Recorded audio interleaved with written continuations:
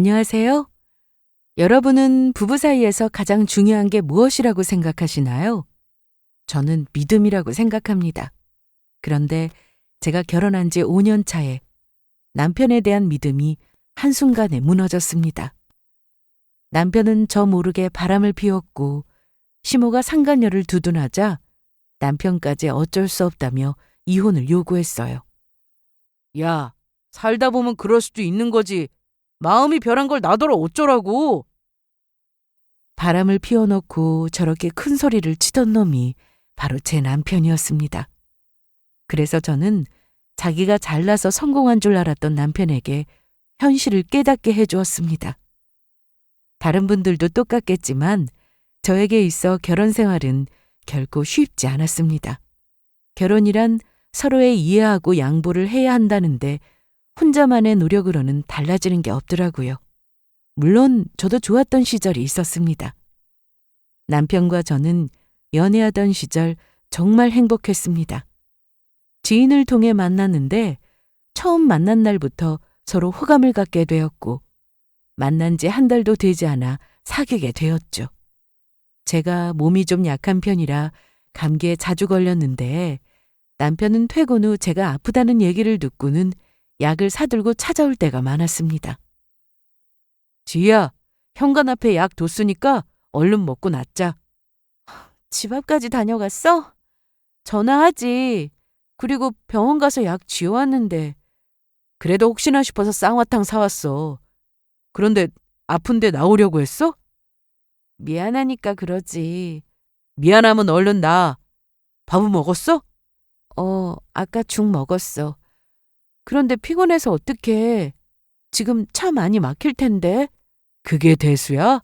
자기가 아픈 게 더 큰일이지? 나 걱정 말고 일찍 자. 따뜻하게 하고. 고마워. 남편은 항상 저를 잘 챙겨줬고 모든 제가 우선이었습니다.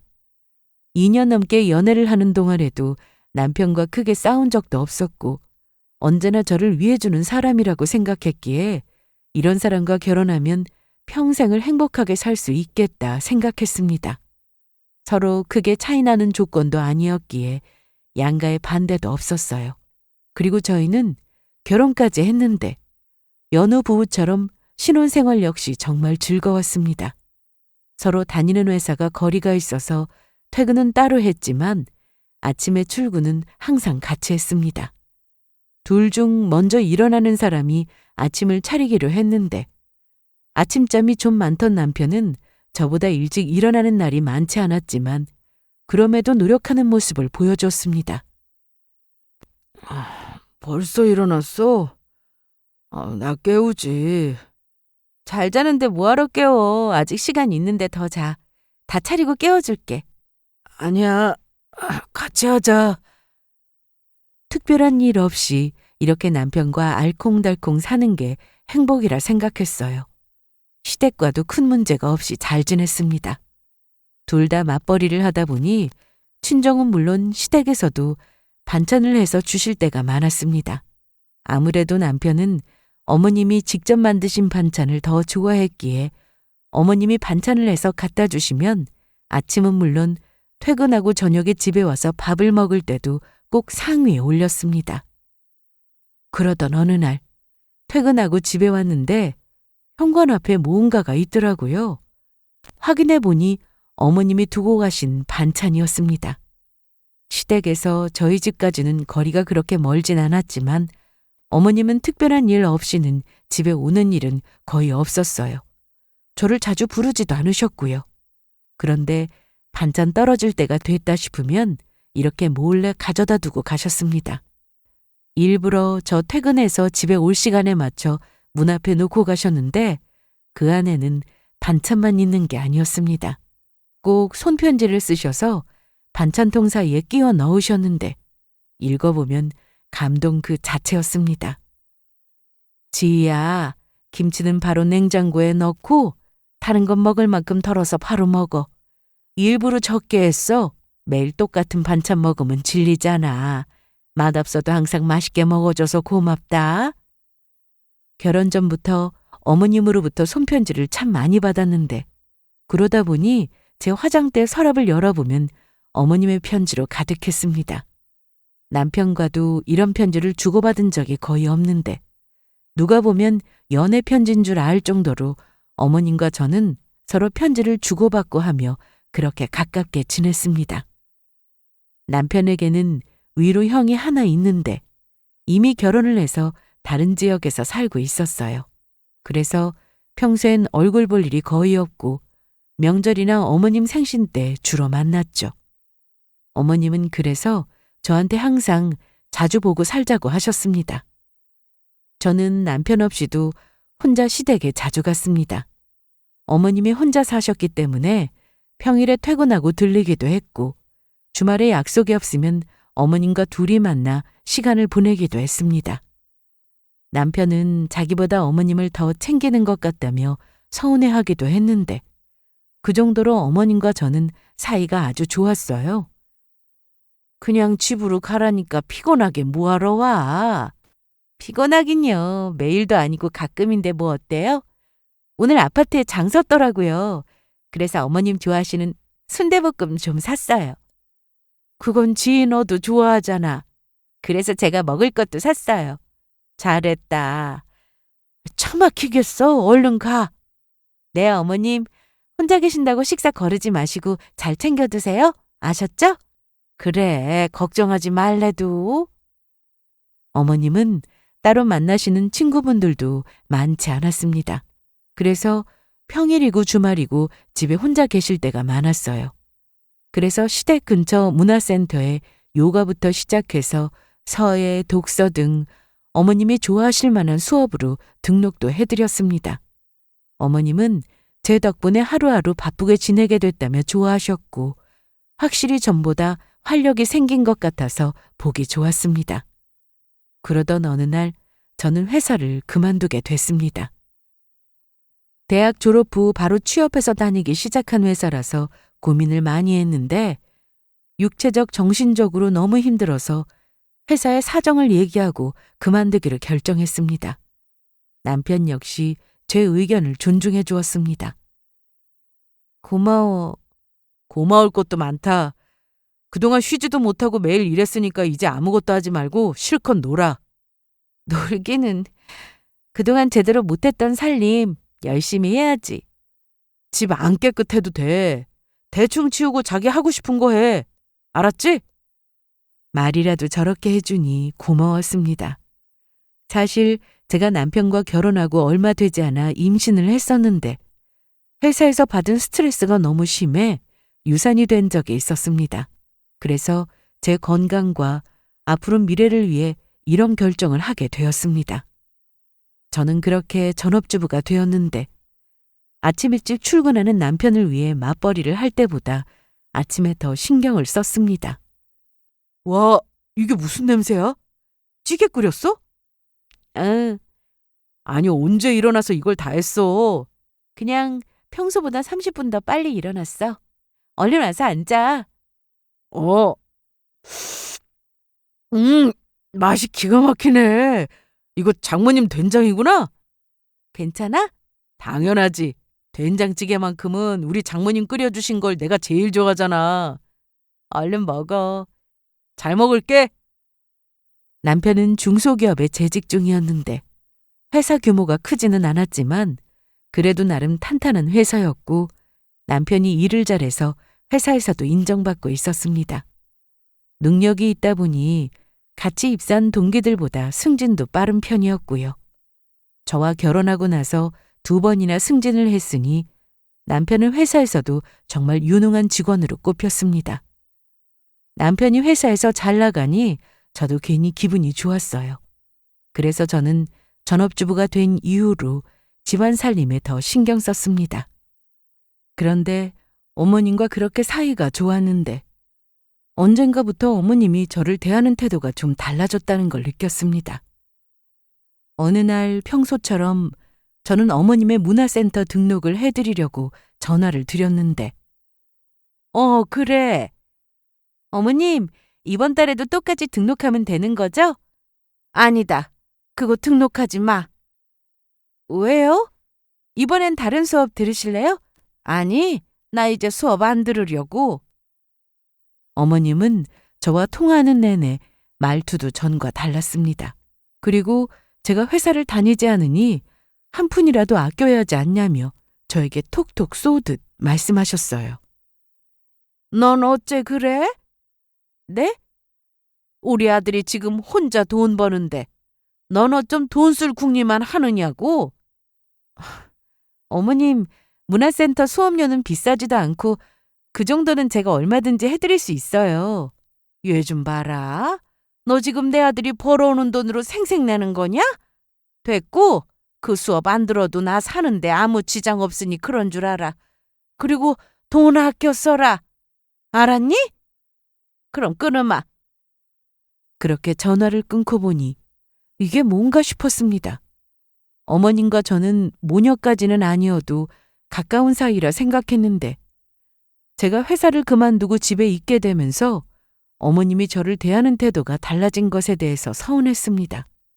저는 이때까지만 해도 어머님과 계속 잘 지내보고 싶은 마음에 혼자 시댁에 찾아갔습니다. 원래 혼자서도 어머님을 뵈러 자주 갔기에 이날도 같이 식사를 하면서 혹시나 어머님이 뭔가 서운한 게 있으신 건 아닌지 있다면 잘 풀어드려야겠다고 생각하며 찾아갔어요. 아니, 나 집에 없으면 어쩌려고 연락도 없이 찾아왔어? 이 시간엔 어머님 집에 계시잖아요. 너 지금 나 무시하냐? 네? 아니, 전 그게 아니라 나는 뭐 집에만 있는 사람이냐? 나 약속 있어서 나가봐야 돼. 친구분 만나세요? 뭘 그렇게 자꾸 물어? 얼른 가! 그래서 이날 저는 어머님 얼굴만 보고 바로 집에 돌아왔습니다. 분명 어머님은 저에게 화가 나신 것 같았는데 그게 뭔지 알 수가 없었고 어머님이 예전 같지 않으니 답답하기만 했습니다. 그런데 저를 대하는 게 달라진 사람은 어머님뿐만이 아니었습니다. 남편도 그런 모습을 보이기 시작했어요. 저는 원래 아침을 굳이 챙겨 먹는 편이 아니어서 결혼 전까지만 해도 그냥 출근하거나 시리얼 정도만 먹고 나갈 때가 많았습니다. 하지만 남편은 아침을 꼭 먹어야 하는 사람이었고 그것도 어머님이 밥이랑 국을 매일 아침 새로 해서 주셨다고 했습니다. 그래서 남편과 결혼 후 저도 자연스레 아침을 먹게 된 거였는데 맞벌이를 할 땐 저도 시간이 촉박해서 새로 음식을 하지는 못했어요. 그래도 남편이 밥을 원해서 아침에 밥만큼은 새로 했고 대신 반찬은 냉장고에 있던 걸로 꺼내서 먹었습니다. 그게 미안해서 회사를 그만두고 나서 저는 아침에 좀 일찍 일어나 매일 다르게 국도 하고 밥도 새로 해서 아침을 차렸습니다. 하지만 남편은 갑자기 안 하던 반찬 투정을 하며 출근해서 회사에서 밥을 먹는다고 그냥 나갈 때가 많았습니다. 자기야, 안 먹고 뭐해? 얼른 먹고 출근해야지. 어? 나 오늘은 회사에서 먹을게. 왜? 뭐가 마음에 안 들어? 아니, 나 오늘은 아침에 생선 먹고 싶었는데. 자기 아침에 생선 구우면 옷에 냄새 난다고 싫어했잖아. 내가 언제? 예전에 아래층에서 아침부터 생선 굽느라 냄새 올라오니까 짜증냈던 거 기억 안 나? 당연히 집에서 구우면 냄새 나지. 그러니까 베란다에서 문 닫고 굽고 들어오면 되는 건데 그게 그렇게 귀찮냐? 남편이 그렇게 짜증만 내고 나가버리니 저도 기분이 상했습니다. 전에는 제가 아침 차릴 때 메뉴가 뭐든 좋다며 맛있게 먹었던 남편이었기에 서운했습니다. 그런데 이날 남편이 아침에 짜증을 내고 나간 게 미안했는지 퇴근길에 제가 좋아하는 아이스크림을 사가지고 왔습니다. 여보! 왔어? 오늘도 고생 많았어. 미안해. 뭐가? 아침에 말이야. 정말 미안해? 요즘 회사 일이 많아져서 괜히 당신한테 짜증을 냈어. 내가 왜 그랬나 몰라. 그럴 수 있지 뭐. 내가 다시는 안 그럴게. 괜찮아. 대신 앞으로는 먹고 싶은 거 있으면 미리 얘기해줘. 그럴게. 남편이 항상 그랬던 것도 아니어서 저도 굳이 문제 삼지 않고 기분 좋게 넘어갔습니다. 그런데 확실히 남편과 결혼 초까지만 해도 서로 싸우는 일 없이 잘 지냈는데 신혼이 지나고 제가 회사를 그만두고 나서는 저희 부부도 자주 다퉜습니다. 사실 따지고 보면 별일 아닌 걸로 싸울 때가 많았습니다. 제가 전업주부라는 이유로 남편은 집에서 대체 뭘 하느냐는 말을 참 많이 했는데 아마 주부이신 분들은 잘 아실 거예요. 집에서도 할 일은 정말 많다는 것을요. 그나마 저희 부부는 자식이 없어서 저는 남편이 출근하고부터 설거지를 하고 집 청소를 시작하는데 청소를 거의 매일 하니 치울 게 별로 없어서 시간도 많이 걸리진 않았습니다. 그런데 남편은 뭐가 그렇게 불만인지 트집을 잡으며 짜증을 내곤 했어요. 여보, 이불 빨아야겠는데? 왜? 며칠 전에 세탁했는데 냄새나? 좀 꿉꿉하네. 어디 봐. 괜찮은데? 내가 안 괜찮다니까. 그러면서 이불을 치우고는 작은 방에서 담요 하나를 가지고 와서 덮고 잤습니다. 전에는 서로 기분이 좋지 않아도 대화로 풀고 잘 해결했는데 이제는 대화 자체가 이어지지 않았습니다. 기승전 짜증이었죠. 대체 어디서부터 잘못된 건지 모를 만큼 남편과 저는 사이가 점점 나빠졌습니다. 사이가 멀어져 갔다는 게 더 정확한 표현이겠네요. 서로 말없이 눈만 쳐다봐도 서로 뭘 원하는지 알 정도로 저희는 잘 통하는 그런 부부였는데 이제는 대화도 거의 없고 남편과 둘이 있으면 언제 짜증을 낼지 몰라 오히려 제가 불안하기까지 했습니다. 그러던 어느 날 남편의 회사에서 직원 중에서 사장을 새로 뽑는다는 얘기가 나왔습니다. 저는 이 얘기를 남편이 아닌 어머니께 먼저 전해 듣게 되어 좀 섭섭했는데 그래도 남편이 저에게 다시 얘기했습니다. 그럼 당신하고 또 몇 명이나 있어? 총 5명인데 아직 정해진 건 없어. 잘 될 거야. 그래야지. 살면서 이런 기회가 또 어디 있겠어? 안 그래? 당연하지. 그 행운이 나한테 왔으면 좋겠다. 나 내일 새벽 일찍 나가야 하니까 좀 깨워주라. 알았어. 얼른 자.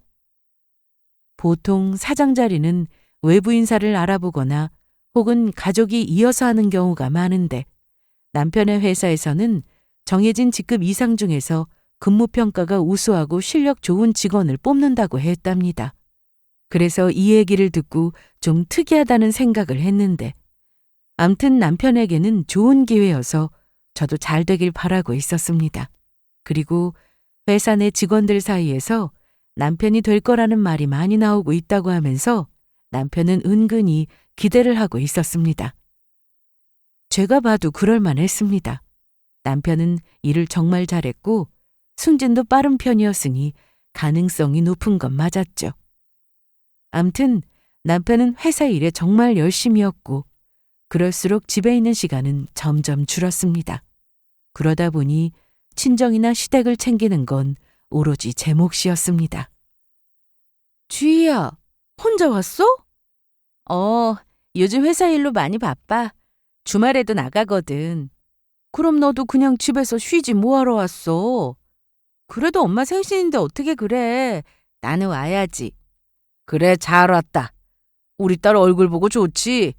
요즘 성서방은 어때? 전보다 더 바빠졌어요. 저는 이날 친정에 가서 남편 없이 부모님과 함께 외식도 하고 시간을 보냈습니다. 그리고 남편 회사에서 사장 자리에 관련한 내용도 말씀드렸어요. 잘 됐으면 하는 마음에서 말이죠. 이 얘기를 들으신 저희 부모님도 정말 좋아하셨습니다. 꼭 사장이 안 되더라도 이름이 거론되고 있다는 건 성서방이 그만큼 능력이 있다는 거잖아. 맞아. 잘 되면 좋겠다. 그런데 아직 나이도 젊고 하니까 이번이 아니어도 기회가 많겠지. 그런데 이날 저는 새로운 사실을 하나 알게 되었습니다. 아빠와 남편 회사 사장님이 서로 친구 사이였더라고요. 남편의 회사는 친정아빠의 친구분이 운영하고 계시는 회사였습니다. 남편이 이걸 알면 부담이 될 수 있어서 아빠는 그동안 일부러 말씀하지 않으셨다는데 저 역시 이 사실을 전혀 몰랐다가 이날 알게 됐습니다. 결국 그렇게 뽑으려고 하는구만. 네? 그게 무슨 말씀이세요?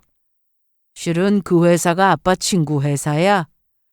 건강이 예전 같지 않아서 회사를 맡아줄 사람을 알아보고 있다고 했거든. 자식들도 다 하는 일이 있고 하니 일 잘하는 외부 인사를 들여오라고 내가 말해줬었는데 남편 회사 사장님은 외부 인사도 좋고 가족 중에 회사를 잘 운영해 줄 사람이라면 누구든 좋다 생각했는데 아무래도 회사 일에 대해 잘 아는 사람이라면 더 좋겠다 싶어서 업무 평가가 좋은 직원 중 알아보게 됐다고 했습니다. 아, 그래서 직원 중에 뽑는다고 한 거구나. 그렇지. 그런데 성서방도 일 잘한다고 들었는데. 뭐 들은 얘기 있으세요? 업무 평가가 좋아서 승진을 여러 번 했다고 하던데? 네, 맞아요. 젊은 나이에 일 잘하는 직원이니 내 친구가 모를 리 없지. 그렇구나. 사실 수연 씨가 외국어도 잘하고 일도 잘하잖아요. 사람들하고 잘 어울리기도 하고. 친정에서 이런 얘기를 나누며 엄마 아빠는 물론 저도 남편과 좋은 결과가 있었으면 했습니다. 그런데 그날 이후 남편은 아직 사장이 된 것도 아닌데 이미 된 것처럼 행동하고 다녔습니다. 주변 지인들로부터 축하한다는 연락도 거의 매일같이 왔고요. 얼마나 늦어? 몰라. 12시 넘을 수도 있어. 그러니까 나 기다리지 말고 먼저 자. 알았어. 술 너무 많이 마시지 말고. 알았다니까. 남편의 친구들은 물론 지인들이 축하해준다며 퇴근하고 자주 술자리에 참석한 남편은 일주일 중 5일 이상이 거의 술이었습니다. 담배는 원래 피우지 않는 사람이었고 술도 거의 안 마시는 남편인데 이렇게 매일같이 취해서 들어오니 저도 좀 화가 났습니다. 아우, 술 냄새. 왜 앉았어? 먼저 자라니까. 나 기다렸어? 이제 막 자려고 했어. 야, 그런데 너 벌써부터 바가지 긁는 거냐? 뭐? 내가 사정되면은 그런 바가지 소용없어. 나도 이제 급이 달라지는 건데 너도 그에 맞는 사람이 되어야 하지 않겠냐? 좀 늦게 들어왔다고 나를 이렇게 대하면 쓰겠냐고. 꿀물부터 대령해야지. 안 그래? 남편은 이미 사장이 된 것 같았습니다. 솔직히 남편이 일도 잘하고 능력도 좋은 건 저도 인정하고 잘 알고 있었지만 뭔가 이상한 느낌이 들었어요. 제가 알던 남편은 참 겸손하고 저에게 그 누구보다 잘하던 사람이었는데 이렇게 변할 수 있는 건가 싶었습니다. 며칠 뒤 남편은 또 퇴근이 늦었습니다. 이번엔 전화를 해도 안 받더라고요. 대충 예상은 했는데 또 친구들과 술 마시고 노느라 바쁜 것 같았습니다. 새벽까지 기다리는 것도 힘들어 먼저 잠을 청했는데 새벽 3시가 넘은 시간에 남편에게 전화가 왔습니다. 그런데 받아보니 남편 목소리가 아니었어요. 여보, 지금 시간이 여보세요? 누구세요? 저 대리기사입니다. 네? 남편이 술에 취해 대리기사를 불러 집에 왔는데 주차장에 도착하고 나서도 일어나질 않아 기사분이 억지로 깨웠고 남편은 제 번호를 알려주더랍니다. 그리고 다시 잠이 들었다며 깨워도 일어나지 않아서 그냥 두고 갈 수 없어 저에게 전화를 했다고 했죠. 알겠어요. 저 지금 바로 내려갈게요. 그래서 전화를 끊고 외투만 대충 걸쳐 입고는 주차장으로 내려갔습니다. 죄송해요. 많이 기다리셨죠? 돈은 받으셨어요? 네, 받았습니다. 근데... 네, 무슨 하신 말씀이라도... 저는 남편을 데리고 집에 올라가려고 했는데 그때 대리기사분이 집에 오는 내내 차 안에서 있었던 일을 얘기해 줬습니다. 적잖이 충격을 받은 저는 일단 남편을 겨우 부축해서 집으로 올라왔습니다. 좀 일어나 봐. 아이, 나! 남편은 술에 취한 건 물론 눈도 제대로 뜨지 못하길래 안방까지 옮기지도 못하고 거실에서 자게 그냥 뒀습니다. 다음 날 남편은 허리가 너무 아프다며 일어났는데 나 왜 여기서 자고 있어? 기억 안 나? 그런데 넌 어떻게 된 애가 이불 하나 안 덮어주냐? 미안. 이불 가져왔더니 자기가 덥다고 치우라고 하는데 어떡해? 내가 그랬어? 아우, 속 쓰려. 그런데 밥 안 했어? 당신 때문에 새벽 내내 잠을 못 자서 나도 피곤해서 밥 안 했어. 참, 네가 회사를 출근하냐 집에서 뭐 하는 일이 있냐? 살림이나 하는 주제에 밥을 안 해? 너 막 나가는구나? 대가? 그럼 너 말고 누가 또 있어? 됐다. 뭘 바라냐? 저는 남편이 투덜거리며 출근 준비를 하는데도 신경 쓰지 않았습니다. 이제 나와보지도 않아? 잘 다녀와. 야! 왜? 됐다. 네가 뭘 알겠냐? 남편은 그렇게 화를 내며 출근을 했는데 그날 이후 저는 남편을 좋은 눈으로 볼 수 없었습니다. 퇴근하고 와도 예전처럼 현관에 서서 기분 좋게 맞이해주지 않았고 아침도 차려주지 않았어요.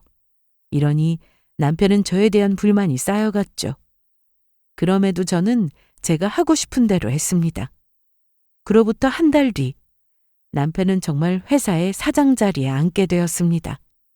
그리고 어머님은 이 소식을 들으시고는 조용히 넘어갈 수 없다며 파티를 해야겠다고 하셨습니다. 나다. 네. 우리 아들 곧 사장 된다는 거 너도 알지? 그럼요. 그런데 넌 어쩜 축한다는 말도 안 하냐? 그렇게 좋으세요?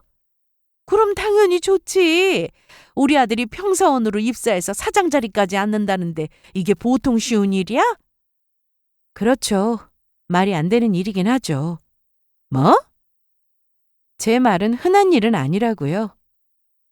시몬은 자기 아들이 대단한 일을 했다면서 조용히 넘어갈 수 없으니 파티를 열어줄 거라고 했고 저도 참석하라고 했습니다. 그리고 며칠 뒤 저도 그 자리에 참석했는데 사람들이 없어 좀 이상했습니다. 왔니? 네. 그런데 손님이 없네요? 내가 일부러 너만 일찍 부른 거야. 이따가 손님들 많이 올 거다. 네?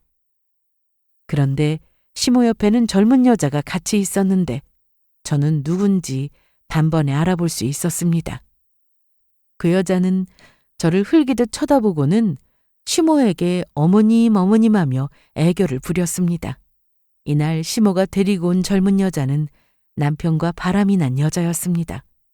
바로 상간녀였죠.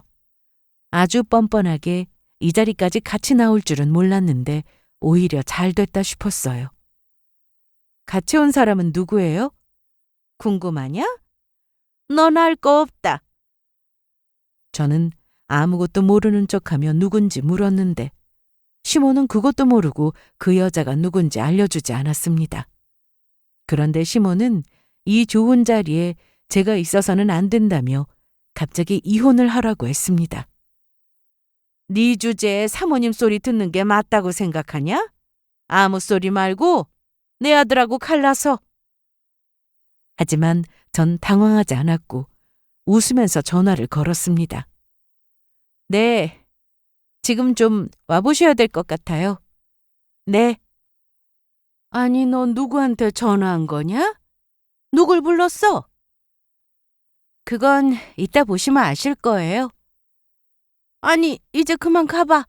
너하고 볼 일은 여기까지다. 네 손이 부를 자리가 아니니까 빨리 전화해서 오지 말라고 해. 여기가 어디라고 지 손님을 초대해?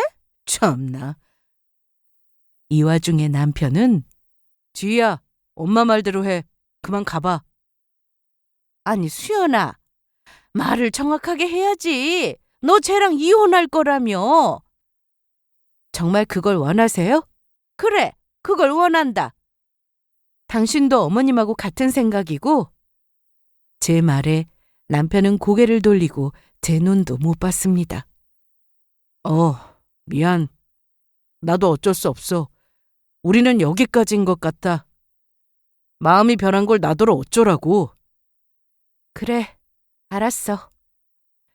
거봐, 애가 눈치가 있어서 말하면 바로 알아먹는다니까.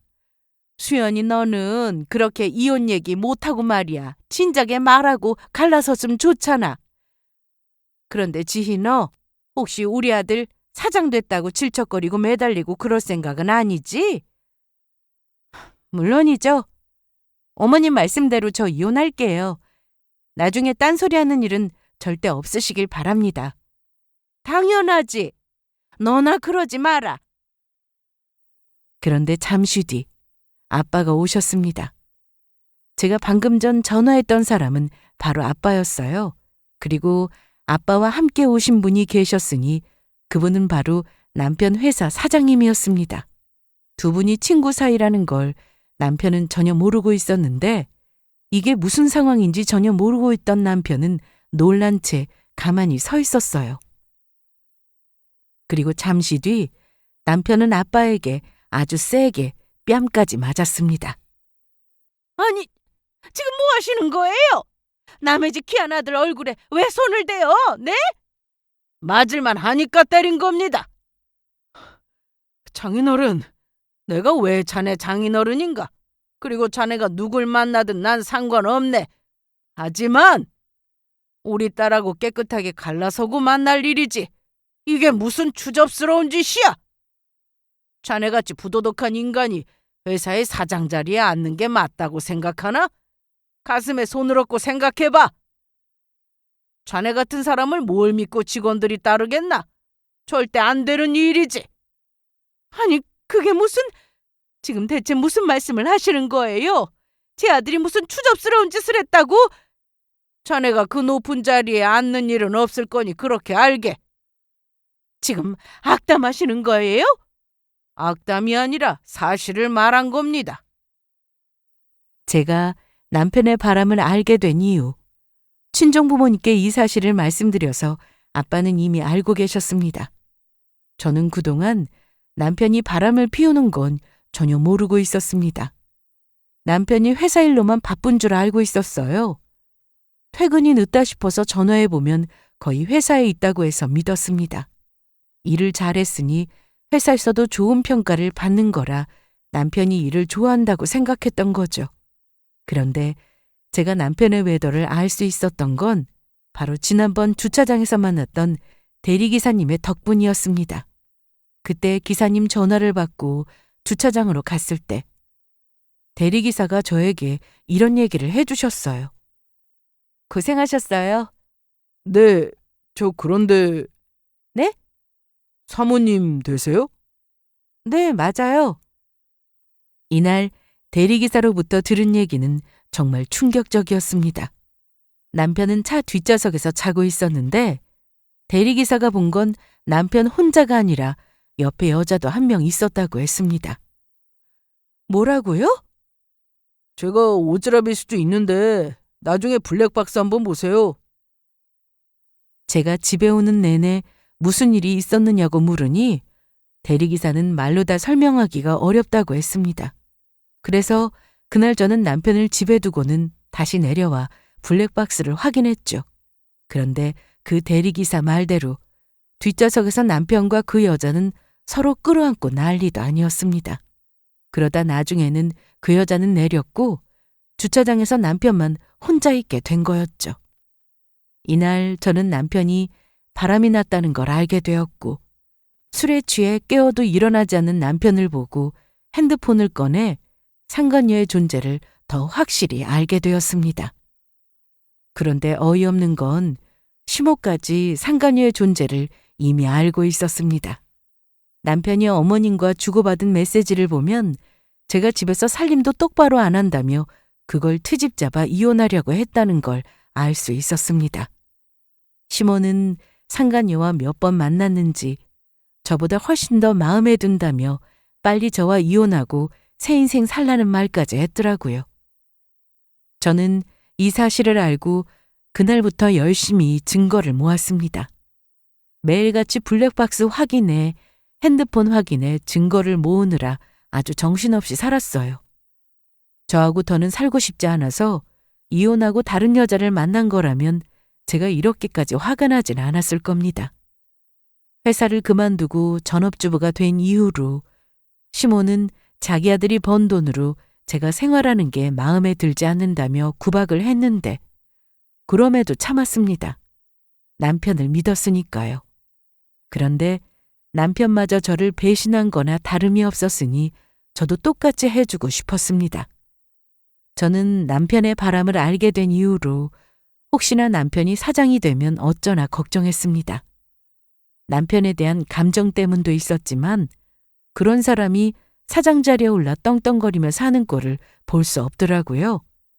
그런데 아빠한테 여쭤보니 그 사장 자리는 어차피 계약직이었고 거기다 도덕상 문제가 있는 사람은 사장이 될 수 없다는 조건도 있다고 했습니다. 사장이 되더라도 문제가 뒤늦게 밝혀지면 계약이 바로 끝난다고 했죠. 남편은 제가 모든 걸 다 알고 있다는 걸 전혀 모르고 있었는데 그러다 보니 아빠가 제 전화를 받고 남편 회사 사장님과 함께 나타났으니 놀랄 수밖에 없었습니다. 자네, 이게 다 사실인가? 회사 일에만 열심인 줄 알았는데 다른 여자 만나는 일에도 열심이었구만. 사장님, 아닙니다. 오해입니다. 뭐, 사장님? 아니, 이분이 사장님이야? 네, 엄마. 저희 회사 사장님이세요. 아니, 그런데 왜 사돈하고 같이 온 거야? 두 분 어떤 사이세요? 뒤늦게 저희 아빠와 남편 회사 사장님이 친구 사이라는 걸 알게 된 시모와 남편은 상간녀의 존재를 부인했고 그 자리에 있던 상간녀는 말도 없이 나가버렸습니다. 자네가 회사에서 일 잘한다고 소문났다고 하길래 내가 자네 자랑을 좀 했네. 그래서 추천까지 했더니 어떻게 내 딸 모르게 그동안 바람을 피우고 사장이 됐다고 조강지처를 벌이나? 어떻게 사람이 그래? 방금 전까지 있던 그 여자, 자네하고 바람난 사이 아닌가? 아니에요. 저는 잘 모릅니다. 엄마가 그냥 아는 사람이라고 해서 오늘 온 거예요. 엄마, 맞잖아요. 그래, 맞아. 제 손님으로 온 거예요. 제 아들은 모릅니다. 남편은 그 좋은 머리로 고작 한다는 말이 상간녀와 잘 모르는 사이라고 했습니다. 그리고 이혼 얘기도 시모의 생각이지 자기는 그럴 마음이 없었다고 했고요. 너무 기막힌 저는 그 어떤 부인도 할 수 없도록 블랙박스 영상을 그 자리에서 공개했습니다. 그 영상 때문에 시모는 뒷목을 잡고 쓰러졌고 남편은 망연자실한 표정을 지었습니다. 영상 속 여자는 시모 옆에 딱 붙어 있었던 그 여자였거든요. 자리에 있었던 모든 사람들이 남편의 바람난 사실을 확인했고 남편 회사 사장은 아무 말씀도 없이 남편을 매서운 눈으로 쳐다보고는 바로 나갔습니다. 그리고 다음 날 남편은 사장이 되기는커녕 회사에서 해고 통보를 받았습니다. 계약 기간이 있는 사장 자리이기는 했으나 그래도 남편이 그런 자리에 오르게 될 수 있었던 건 아빠의 도움도 있었습니다.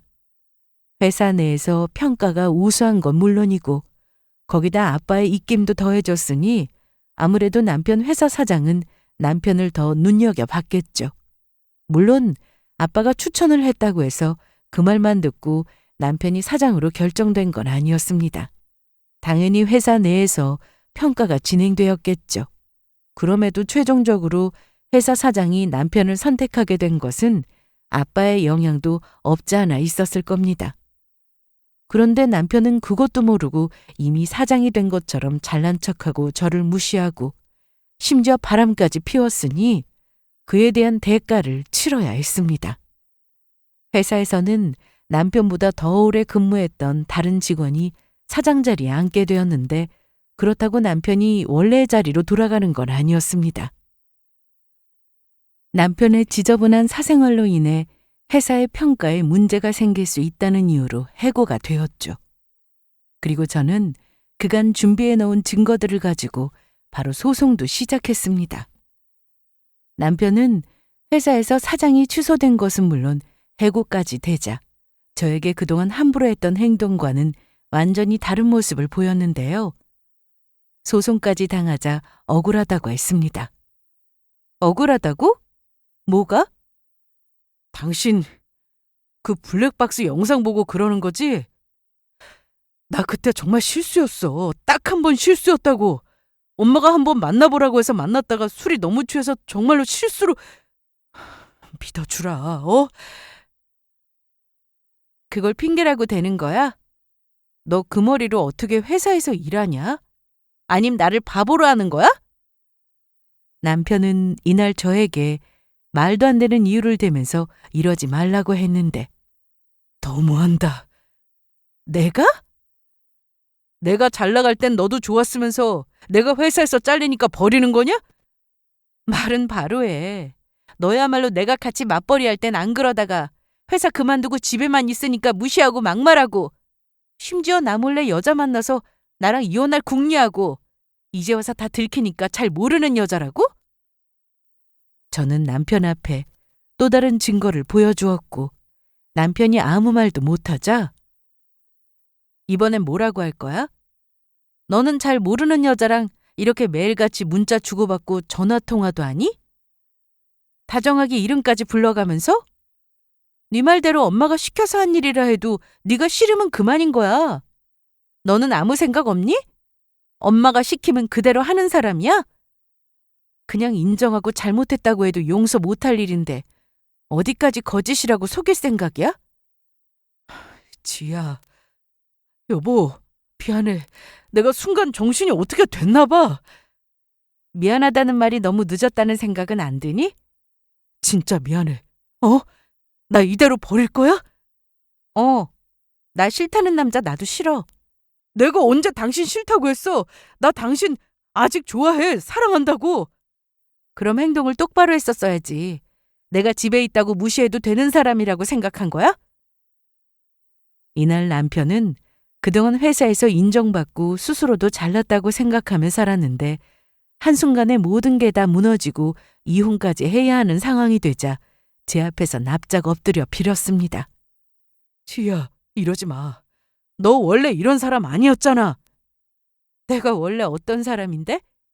너 나밖에 모르는 사람 아니었어? 그런데 이렇게 쉽게 나랑 이혼한다고? 이혼 얘기는 네가 먼저 했잖아. 아니, 너네 엄마가 먼저 했지? 제발 좀 갈라서라고. 그건 엄마가 한 말이지. 내가 그랬어? 넌 네가 한 말도 까먹었니? 너도 분명 그랬지? 우린 여기까지라며. 마음이 변한 걸 어떻게 하겠냐면서 헛소리했던 게 바로 너야.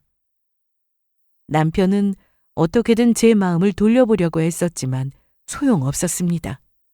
저는 이미 마음이 돌아섰고 더 시간을 끌 것도 없이 소송을 시작했습니다. 이혼 소송에 상간녀 소송, 거기다 시모를 상대로 위자료 청구까지 했습니다. 시모는 제가 소송을 시작하자 거기에 자기가 왜 끼냐고 난리를 쳤는데요.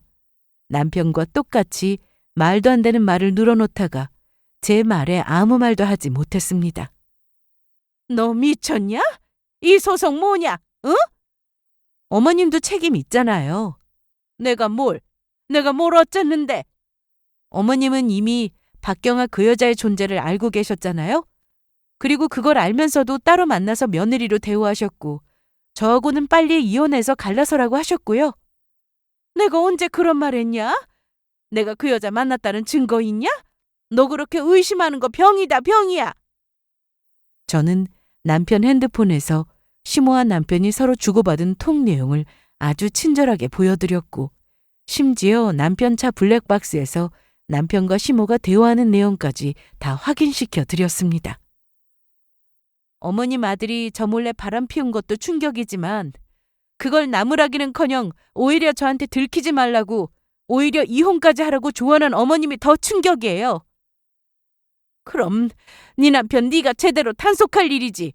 일도 안 하고 집에만 있으면서 어떻게 네 남편이 밖으로 도는 것도 모르냐. 네 책임은 없다고 생각하는 거야? 믿었으니까요. 남편을 믿어서 결혼했는데 부부가 서로 싸울 수도 있고 신혼 때처럼 항상 행복할 수만도 없는 건데 그럴 때마다 저는 남편에게 여자가 생긴 건 아닌지 의심하며 살아야 하나요? 그게 맞아요? 그게 부부인가요? 그러자 시모는 아무 말도 하지 못했습니다.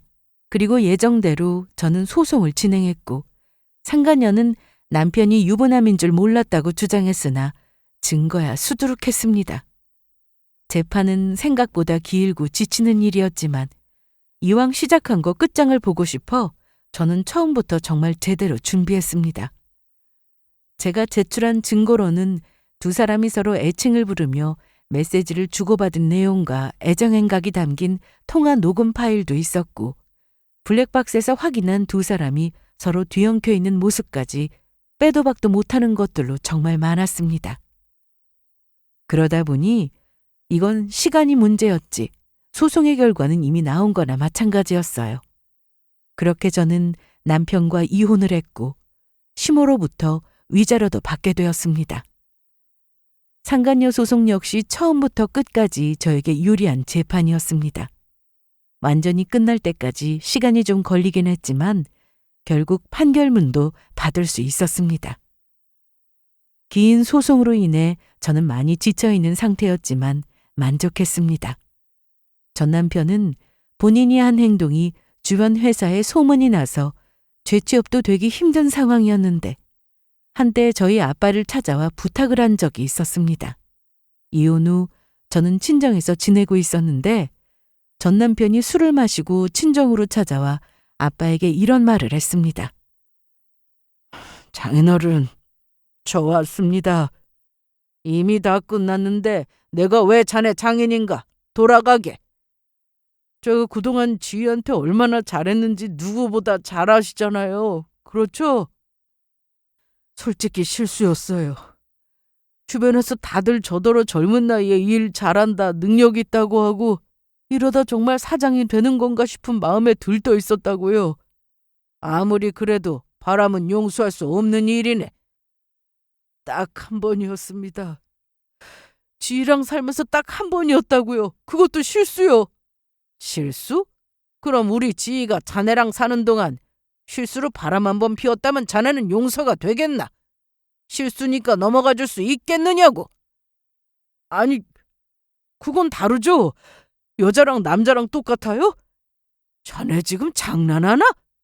그만 돌아가게. 자네 술주정 받아줄 마음 없네. 부탁드리러 왔습니다. 저 이대로 백수 될 수 없어요. 다시 복직할 수 있게끔 말씀 좀 잘해주세요. 두 분 친구 사이잖아요. 그건 내 권한이 아니야. 내가 어떻게 할 수 있는 부분이 아니라고. 그땐 해주셨잖아요. 저 사장 될 수 있게 저희 사장님께 저 뽑으라고 하셨잖아요. 자네 뭔가 착각을 하나 본데. 내가 말해서 자네가 그때 뽑힌 게 아니네. 내가 굳이 자네를 좋게 말하지 않았어도 충분히 뽑힐 수 있었다고. 그런데 그 복을 차버린 건 자네 아닌가? 이미 계약 조건도 다 확인했다던데. 그걸 알고도 내 딸 버릴 생각을 했으면서 뭘 바라고 여길 찾아온 건가? 그리고 어차피 다 속이고 자네가 사장이 되었어도 가정까지 바탕낸 사람이 그 자리에 오래 있을 거라 생각했나? 헛소리 그만하고 돌아가! 전 남편은 이날 아빠에게 어떻게든 전 직장에 다시 좋게 말해달라고 어린애처럼 때를 쓰듯 하다가 한 대 더 맞을 뻔했지만 아빠는 손도 대기 싫다며 꺼지라고 했습니다. 그날 이후 한동안 전 남편에 대한 소식을 들을 수 없었는데요. 대충 짐작은 했습니다. 전 남편은 그동안 전 직장에서 좋은 대우를 받으며 일했기에 그저 그런 회사에 들어가 일하는 것에 대해 스스로 만족하지는 못할 거란 생각이 들었습니다. 이제는 전 남편이 무슨 일을 하든 뭘 하고 살든 아무 관심도 없습니다. 저도 제 인생 사느라 정말 바쁘게 지내고 있거든요.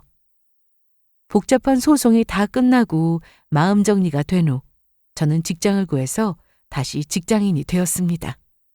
전에 다니던 회사는 좀 큰 회사였고 일도 많아서 스트레스를 많이 받았는데 이번에 다니게 된 회사는 규모가 좀 작긴 하지만 직원들도 다 좋고 일에 대한 스트레스도 거의 없어 즐겁게 다니고 있습니다.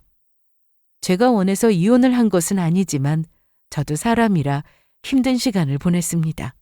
그래도 시간이 지날수록 점점 좋아지는 모습에 앞으로 더 나아질 거라는 기대를 하게 되네요. 제 사연은 여기가 끝입니다. 긴 얘기였지만 끝까지 들어주셔서 감사하고 앞으로 제 인생은 물론 여러분들의 인생도 더 밝게 빛나길 바라며 사연을 마치도록 하겠습니다. 감사합니다.